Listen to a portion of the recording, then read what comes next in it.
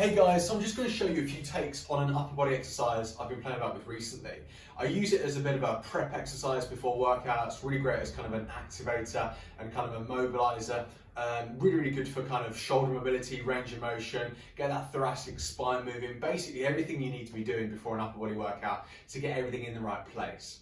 So I don't know what you want to call them whatever you like. But basically what you're going to do is start yourself, I'll show you the basic version anyway to start with. You're going to start yourself in like that Spider-Man position. So you might have seen people in this position doing various reaches with each hand.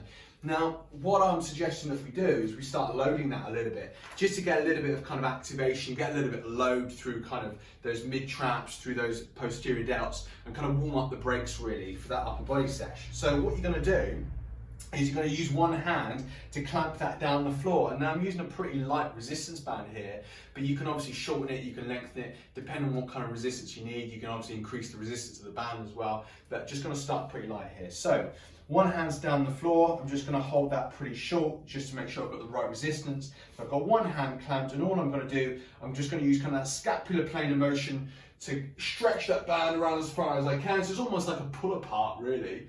And then all the way back down to that start position. So again, I'm reaching all the way up, pulling apart that band, get those mid traps involved, those posterior delts involved, and then all the way back down to that start position. So I might do maybe 5, 6 on each side, but that's the first variation I'm going to show you.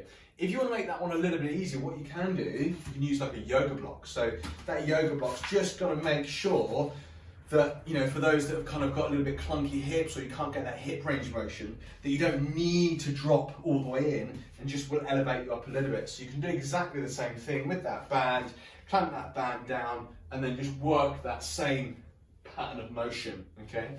If you don't have a band or you want a slightly different variation of it, you can also use a dumbbell. So with a dumbbell, you're almost going to treat it a little bit like it's a kind of a Y raise type position, okay?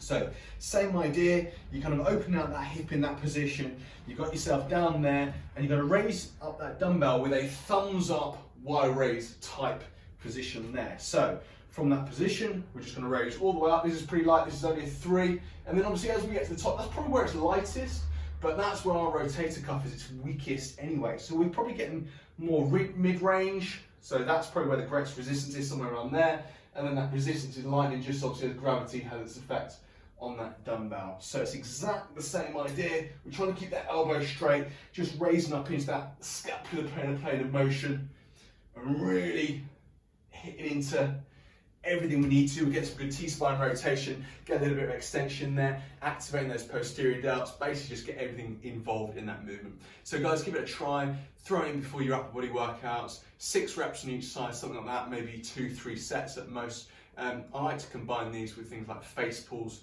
and you can't really go wrong. But anyway, give it a try, feel free to tag me if you do.